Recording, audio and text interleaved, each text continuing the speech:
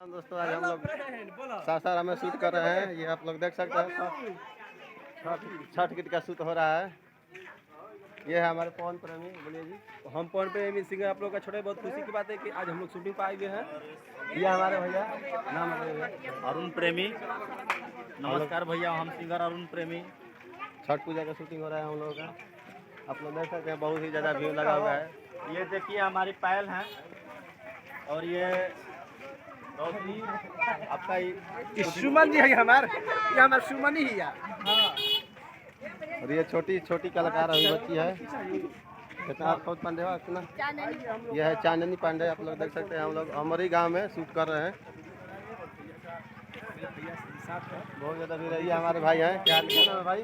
गोविंद है, जो कि 2 दिन पहले इन्हीं के गांव से हम लोग शूट करके आए हैं। तो आए हुए हैं मतलब हम जा रहे हैं दुर्गापुर। आप लोग देख सकते हैं बहुत ही ज़्यादा भीड़ है।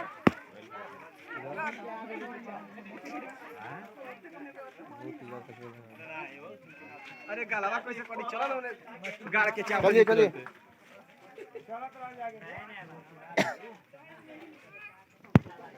आप लोगों को दिखाएंगे।